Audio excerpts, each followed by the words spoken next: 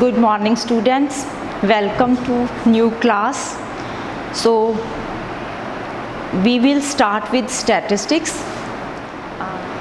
As you are a nursery class for economics, and one thing I must add, that economists make economics difficult, but teachers make economics easy. So to create your interest in the subject is my first most priority.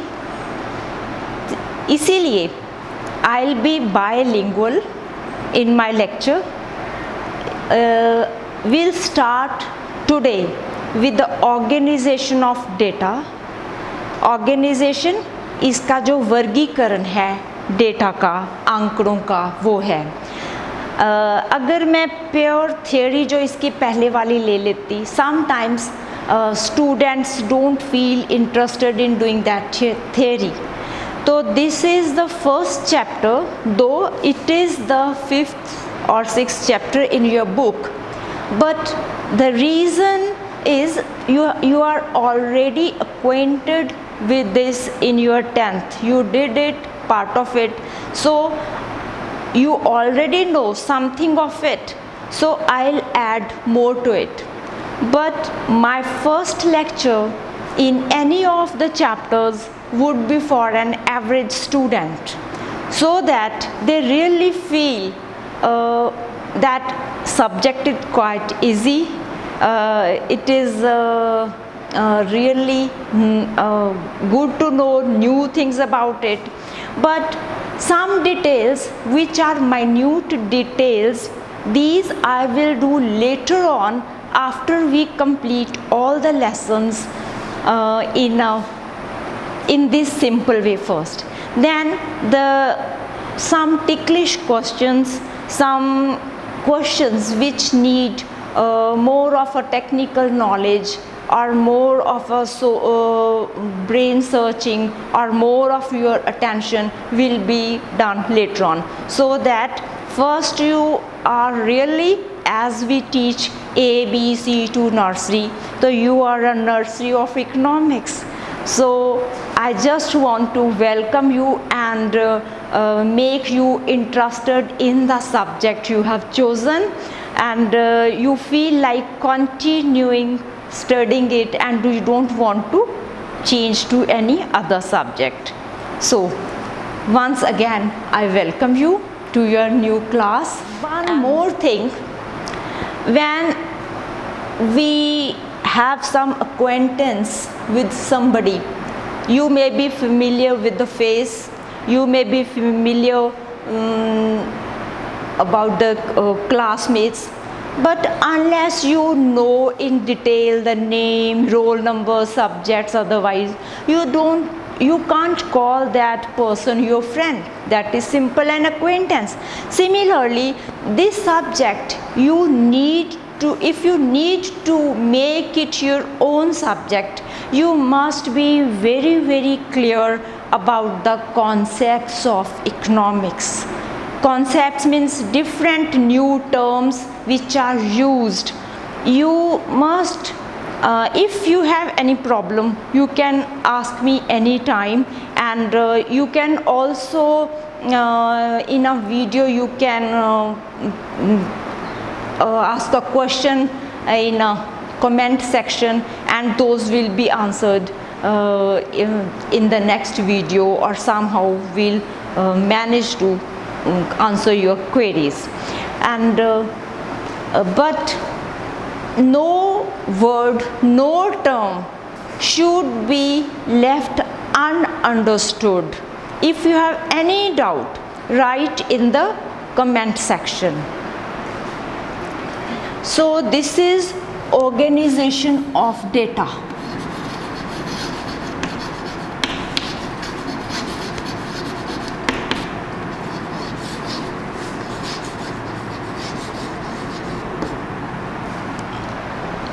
First, what is data?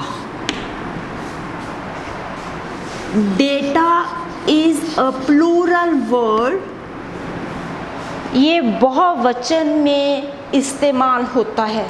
जो इसका singular word है that is datum. Singular में हम कहते हैं datum, पर datum word कभी use में नहीं आता, but as a student of economics you must know. So data ये आंकड़े हैं। ये क्या चीज़ है बेटा? आंकड़े। तो ये प्लूरल में है, तो इसलिए जो भी स्टैटिस्टिक्स में हम स्टडी करेंगे वो एक सिंगल फिगर नहीं होती कभी भी। वो क्या होते हैं? आंकड़े होते हैं, group of information, group of knowledge. उसमें सिंगल एक वेरिएबल नहीं होता। तो इसके साथ ही जो अब है व्हाट इज वेरिएबल। वेरिएबल क्या होता है? वेरिएबल होगा, उसको हम कहेंगे चर। आपने अलजेब्रा किया था, उसमें था चर अचर। ये है वेरिएबल एंड कांस्टेंट। कांस्टेंट है, इसका वेरिएबल का ऑपोजिट क्या होता है? Constant. Constant never changes but variable changes. Supposing x plus 5 is equal to 25, तो value of x would be, so value of x would be 30. ये प्लस हो जाएगा, उधर जाके माइनस हो जाएगा। x would be 25 minus 5 is equal to 20. Now if this is minus, तो it would be x would be 25 plus 5 is equal to 30. So what is this? This is constant, not changing, but value of x is changing. So if the value is changing, that entity is called variable. So be very clear. Variable in these classification is written as x. This is variable because its value changes. In questions it is given, you don't have to find out the variable. And answer is always in a variable. Answer किस में होगा? Variable में ही आएगा। Answer किस में होगा? X की term में आंसर होगा। अब जो छोटी छोटी बातें बताई जा रही हैं ये बुक में मेंशन नहीं होती है as such, but you are suppose to keep in mind.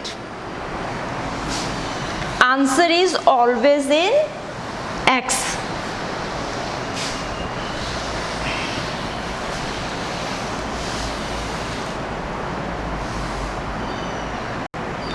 Now data, when we just your class in charge comes to your class, she from the forms of from asking you, she notes down many things in a register, but these are not organized. When they just roughly note it, it becomes raw data. ये कच्चे आंकड़े हैं, इकट्ठे किए गए हैं इन a rough manner, तो उनको अभी ऑर्गेनाइज नहीं किया in systematic manner. These have not been arranged. After the data is arranged in an order, it is called classification of data. Classification क्या होगी? जब हम उसको तरतीब से, क्लासिफिकेशन क्या होगी? जो वर्गीकरण है उसका, इसको क्या कहेंगे? वर्गीकरण। क्या है ये? वर्गीकरण से क्या होगा कि उसको हमने तरतीब में उनको बांट दिया है और एक जिससे उसका मीनिंग हमें एक ग्लैंस पे, एक नज़र पे क्लियर हो जाएगा। रॉ डेटा रफली नोटेड डेटा है, तो वो कच्चा होता है, उसको हम उसके ऊपर हम फार्मूलाज अप्लाई नहीं कर सकते हैं। इट इज़ सेम एज आपकी वार्डरोब होगी ना, जो उसमें अगर आपने सब चीज़ें उनको आयरन करके, प्रेस करके उनको नहीं से ठीक से रखा है, तो you will just be finding this thing that thing and you will be a confuse person. Similarly, what is organisation of data? Organization of data is it becomes presentable and it becomes meaningful. तो this is classification. इतना समझ आ रहा है? I am going very slow and telling you every detail of a thing so that it really catches your interest. अब ये classification जो होती है किस तरह से होएगी? इसमें है क्लासिफिकेशन में क्वालिटेटिव, उसके गुण क्या हैं उसके आधार पे उसको गुणात्मक कह देंगे। क्वांटिटेटिव, उसके जो गणना के हिसाब से उसको किस तरह से रखा जा सकता है। फिर आ जाएगी स्पेशियल। स्पेशियल मीन्स वो जैसे ज्योग्राफिकल एरिया हो गया कोई, कि वो ज्योग्राफिकल भी कह देते हैं इसको। ये है उसका भूगोलिक स्थिति के आधार के ऊपर, जैसे पंजाब को हरियाणा से, हरियाणा को यूपी से, यूपी को केरला से, केरला को वेस्ट बंगाल से, किसी से कंपेयर कर रहे हैं, तो these are the different geographical. तो डेटा किसी के साथ भी रिलेटेड हो सकता है। Then the fourth is temporal. Temporal is over a period of time. It may be of the same place, maybe some data relating to the agriculture production of Punjab in the last year and 10 years back or 5 years back. It means over a period of time we are comparing the data. When we compare it over a period of time, तो उसको हम कहेंगे temporal. ये काल के अनुसार होता है। काल, जिसको कालिक कह सकते हो आप, काल के साथ रिलेटेड है, समय के साथ रिलेटेड है ये। तो दिस इज, अब है इसमें जो आगे इसकी जो वर्गीकरण होगा इसका, वो कैसे होगा? ये तो ये है कि हमारा डेटा इस तरह से होगा। आगे हम जब इसको ऑर्गेनाइज करेंगे, ये टाइप्स हैं, ये क्लासिफिकेशन के टाइप्स थी। अब आगे आ जाएंगे हमारी क्लासेस जैसे बनेंगी, इसके आगे सीरीज़ बनेंगी, श्रृंखलाएं बनेंगी। तो श्रृंखलाएं जो हमारी बनेंगी वो आगे 3 किस्म की होंगी। 3 किस्म की कैसे होंगी? इंडिविजुअल,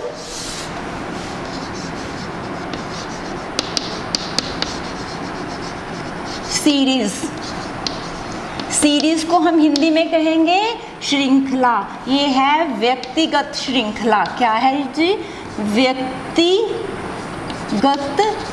श्रृंखला।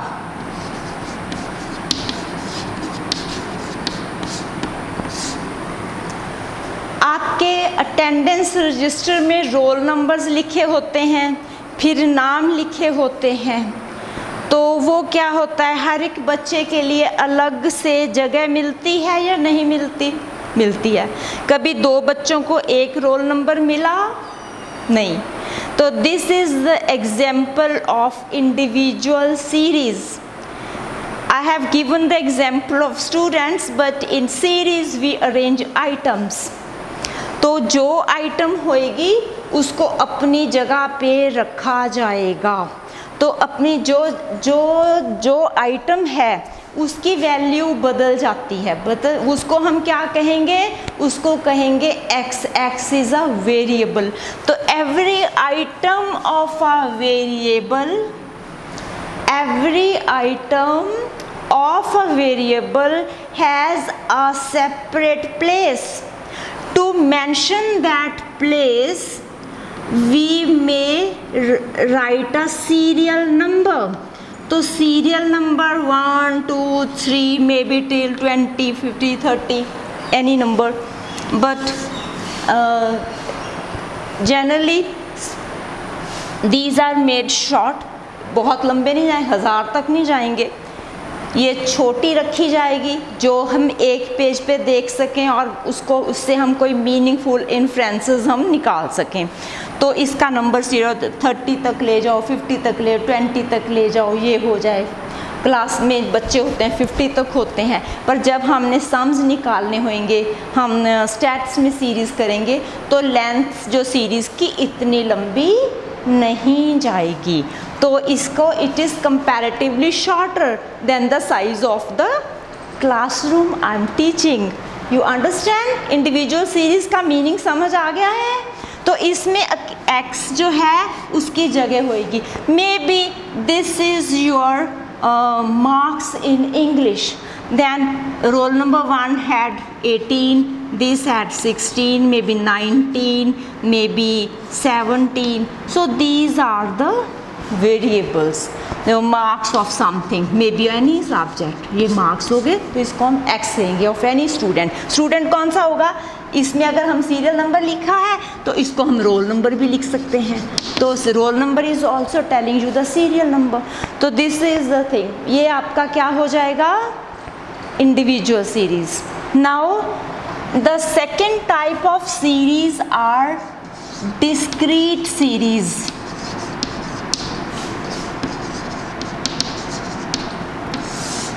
डिस्क्रीट को हम कहेंगे खंडित. क्या कहेंगे? खंडित श्रृंखला. तो जो खंडित श्रृंखला है उसमें हम जो वेरिएबल है, ये मार्क्स थे ना, ये हम x पहले बता देंगे. मार्क्स हैं. सपोजिंग 20 मार्क्स का एग्ज़ाम हुआ, किसी ने 15 लिए, 16 लिए, मैक्सिमम अगर 5 से नीचे किसी के भी नहीं आए, अगर आए भी हैं 0 भी आए हैं तो आप यहाँ से लेके 0 to जो है वो 20 तक आप यहाँ लिख लिया. 1, 2, 3, 4, 5, 6, 7, 8 till 20. तो इसमें वो बच्चे हैं आपकी क्लास में 60. तो 60 बच्चे हैं आपके, तो 2 बच्चों के 0 आए, 4 के 1 आए, इस 1 आया, इसके 5 बच्चों के. This is not a minus sign, I am just writing against it. तो दिस इज़ किसी के 10 आए, 15 बच्चों के 5 आए, फिर जो है 20 मार्क्स जो हैं वो 10 बच्चों के आए, लाइकवाइज. तो इनका टोटल एंड में आके 60 आ जाएगा. तो व्हेन वेरिएबल अलग से लिखा जाएगा और how many times it gets repeated in the series, that is frequency. तो उसको हम क्या कहेंगे? आवृत्ति. तो वो आवृत्ति का मीनिंग क्या होगा? आवृत्ति मीन्स जो वैल्यू है चर की वैल्यू जो है, जो उसका मोल है, मूल्य है, वो श्रृंखला में कितनी बार आया, श्रृंखला में कितनी बार आया. How many times the value is repeated in the series. You remember? I told you that when you calculate questions, numericals in statistics, your answer should be in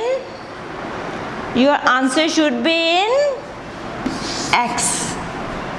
At times, students calculate everything correctly, but answer they give from the frequency. So there they commit a blunder. So remember, answer is always to be from, answer is to be from your variable. So you understand this much? तो इसमें खंड बन गए, हिस्से बन गए हैं, तो ये वाले हैं, तो इसमें खंड है, इसमें चले गए, ये चला गया, तो अब ये इसके जब हिस्से बने तो उसको खंड बोल दिया, डिस्क्रीट सीरीज बोल दिया है। तो अब है थर्ड जो है आपका, वो आएगा अखंडित। अखंडित मीन्स उसमें जो वो अलग से नहीं रहेगा, जो वेरिएबल है वो अकेला नहीं रह जाएगा। इसमें वेरिएबल अकेला है, उसमें अकेला नहीं होगा, वो ग्रुप में आ जाएगा। ग्रुप में आया, अकेला नहीं है, तो वो अखंडित हो गया। क्या हो जाएगा? उसको इंग्लिश में हम कहेंगे कॉन्टिन्यूअस सीरीज। क्या बोलेंगे? Continuous. Continuous means 0 to 5, then maybe 6 to 10, 11 to 15, 16 to 20. Now in this category continuous series, these are further of two types. This is X, ये आपका X है।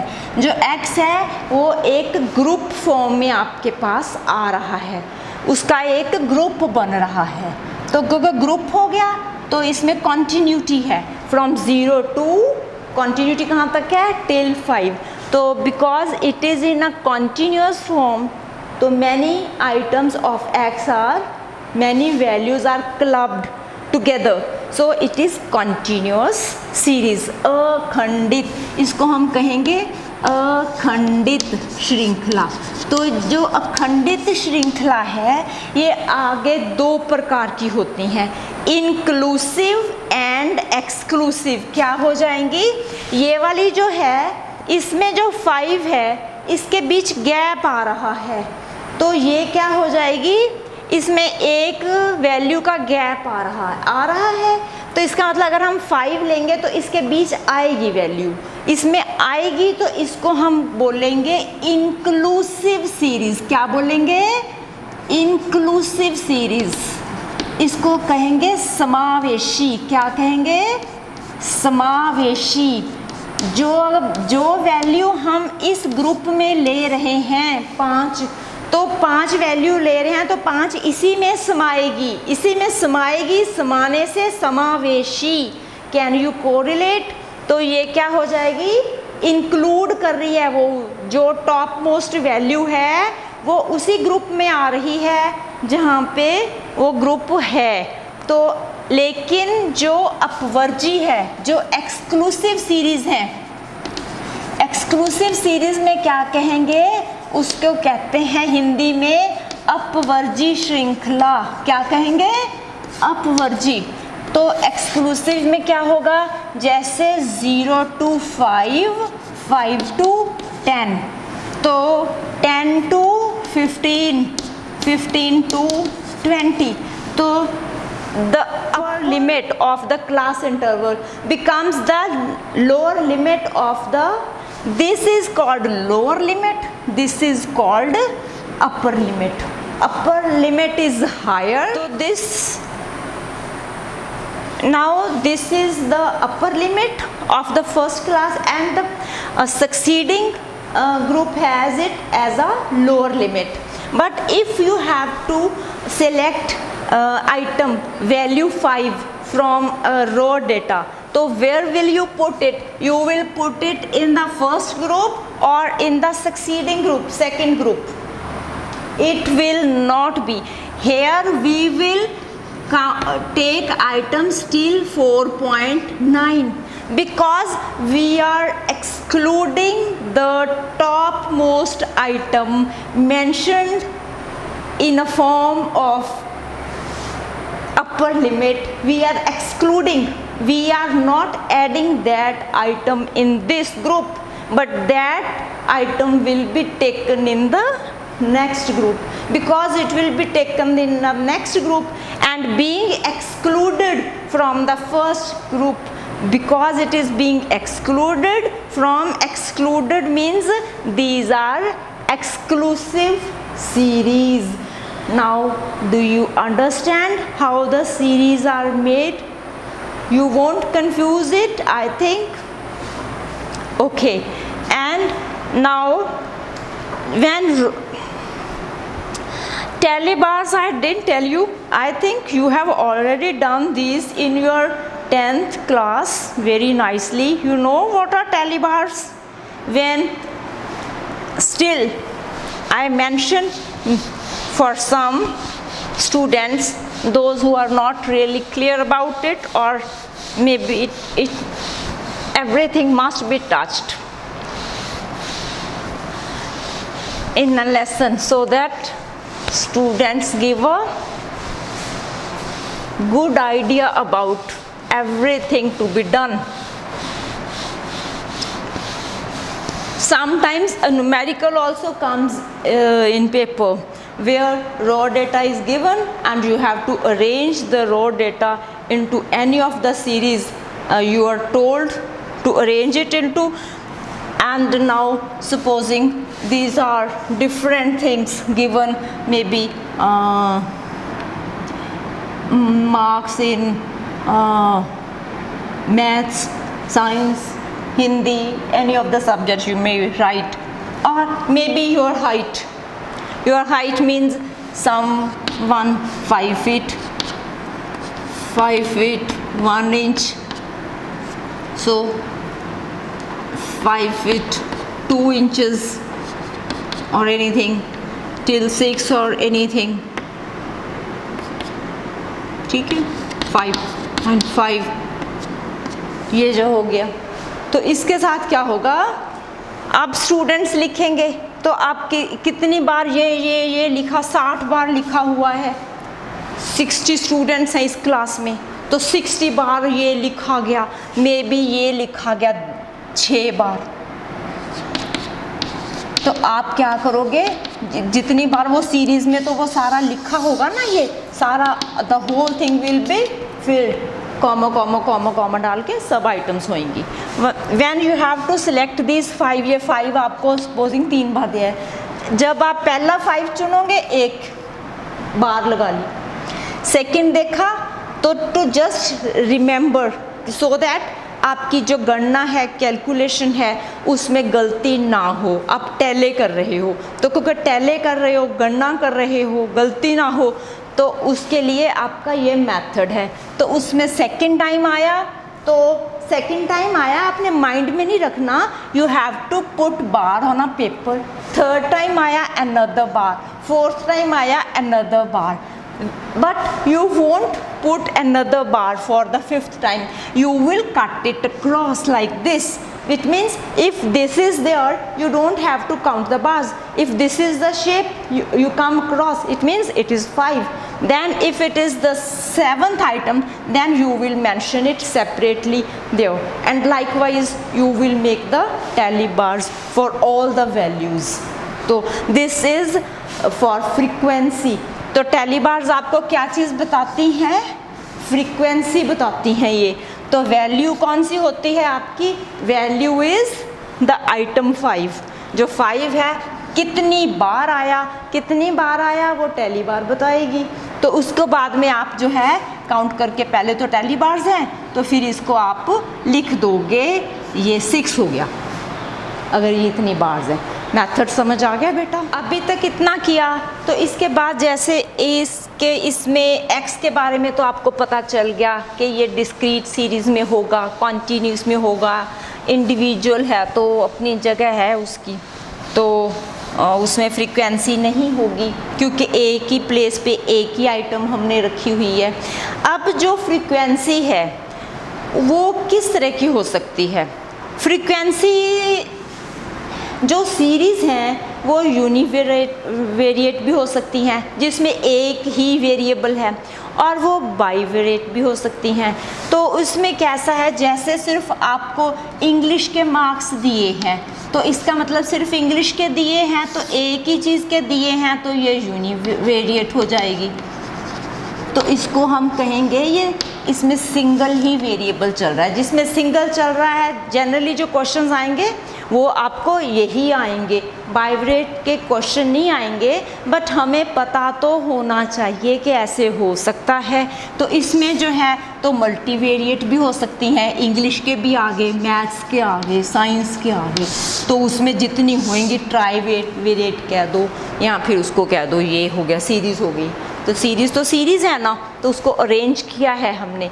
तो अब है जब हमारी एक होती है जब हमारी फ्रीक्वेंसी सिंपल दी हुई है, सिंपल दी हुई है कि जैसे हमने ये आपकी कॉन्टीन्यूअस सीरीज़ है 0 to 5, 5 to 10, 10 to 15, 15 to 20।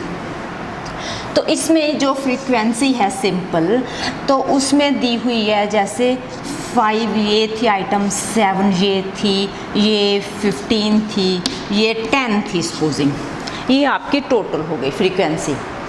तो अब इसकी है अगर हम कहें मोर देन 0 लेस देन, तो मोर देन 0 क्या होएंगी, मोर देन तो 20 तक जितनी भी आइटम्स हैं सारी मोर देन 0 हैं, तो इसका मतलब total of all the frequencies ये क्या हो जाएगा 17, तो this is 37। So more than 0 is 37 and then more than 5 is 37 minus 5 32, more than 10 is इसके ये हो जाएंगे 25, उसमें से 7 और माइनस कर दो तो ये बन जाएंगे 25। तो 15 से अबव 10 15 से अबव कितने रह जाएंगे 10।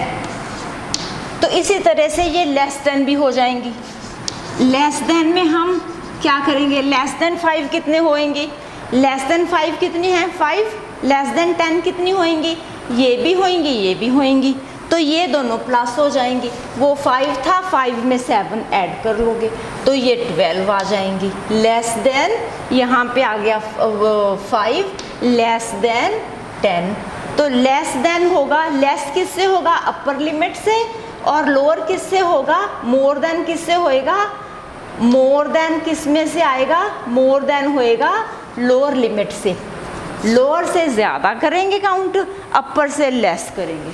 तो इसके साथ ये हो गया, ये अगर 15 आ गया लेस देन 15 कितना हो जाएगा, ये तो लेस है ही थे, 15 भी लेस है, तो इसमें 12 में 15 और ऐड कर लो, इसमें 15 ऐड कर लिए तो ये बन जाएगा 27। तो इसमें ये जिग जैग में चलेगा, इसमें ये आया, इसमें ये प्लस कर लिया, इसमें ये प्लस किया, फिर जो इसका टोटल है उसमें ये प्लस किया, तो इसके साथ ये आपका less than and more than frequency के साथ जो है क्यूमुलेटिव फ्रीक्वेंसी बन जाएगी।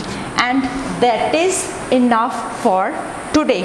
Now for the last 2 minutes we must just summarize what we have done. So what you are supposed to know after watching this video, so what we have done in nutshell. So you know the definitions of, how many definitions we have done, what is data, what is classification, and what is variable, what is frequency, and then what is cumulative. ये frequency को आवृत्ति, cumulative frequency को कहते हैं संचयी। संचयी वो संचयी है, वो जोड़ जोड़ के निकालते हैं या माइनस के उसको, उसमें ग्रुप बन जाता है तो वो संचयी हो गई क्यूमुलेटिव फ्रीक्वेंसी। तो इसको बोल देते हैं CF। तो इसकी पहचान बताना ज़रूर चाहूँगी बेटा, अगर आपको अभी बिगिनर्स हो तो मैंने यहाँ पे फ्रीक्वेंसी लिखी है, तो ये मैंने फ्रीक्वेंसी लिखी है, कोई भी लिखा है 15, 20, 27, 32, 41, 59। सो ये आपको देखने से क्या लगता है, ये कौन सी फ्रीक्वेंसी होगी, कौन सी फ्रीक्वेंसी देखने में लगती है, सिंपल लग रही है, नो, जो हर बार पहले से बड़ा बड़ा बड़ा बड़ा होता चला जाए, कॉन्टिन्यूअस, तो एक ग्लांस पे बता देना कि ये क्यूमुलेटिव फ्रीक्वेंसी है। सपोजिंग कई बार कंफ्यूज करने के लिए ना वो कुछ भी नहीं लिखते, फ्रीक्वेंसी है ना क्यूमुलेटिव या कुछ। अगर ये फ्रीक्वेंसी ऐसे आ रही है 15, 20, 18, 32, 41, 59, तो ये वाली फ्रीक्वेंसी कौन सी होएगी? इसमें एक बार डिप आ गया, एक बार छोटी आइटम आ गई है, इसका मतलब ये क्यूमुलेटिव हो सकती नहीं। ये पहचान है सिंपल की। जब वो बढ़ती बढ़ती बढ़ती कहीं स्टॉप कर जाए या उससे छोटा आइटम आ जाए तो पहचान कर लेना कि वो फ्रीक्वेंसी सिंपल फ्रीक्वेंसी है। इतना बहुत है आज के लिए। और ये क्यूमुलेटिव फ्रीक्वेंसी हमने की, और इसके बाद हमने यूनिवेरिएट और बाईवेरिएट जो है वो सीरीज़ का किया, और इसके बाद ये हमने किया था जो ये सारी डेफिनेशंस हैं। तो अब ऐसा है कि आपको एग्ज़ाम में डेफिनेशंस भी आती हैं, आप लेसन जैसे भी करो डेफिनेशंस मैंने समझाई हैं आपको। तो मैंने किसी भी स्टैटिस्टिशियन की डेफिनेशन आपको दी नहीं है, क्योंकि वो तो आप लैंग्वेज के लिए तो आपको समझ आना चाहिए था। मैंने आपका समझाने वाला पार्ट जो है वो लिया है ताकि आपका इंटरेस्ट बने और आपको याद करते समय ये ना आए इसको क्यों। मैंने आपके क्यों के क्वेश्चंस जो हैं वो इस लेसन में टैकल करने की कोशिश की है। अगर आप अब सिंपल लेसन पढ़ोगे, उसमें से सीरीज़ बनाओगे, प्रैक्टिस करोगे, मेरे को नहीं लगता कि आपको कोई दिक्कत का सामना करना पड़े। Thank you so much.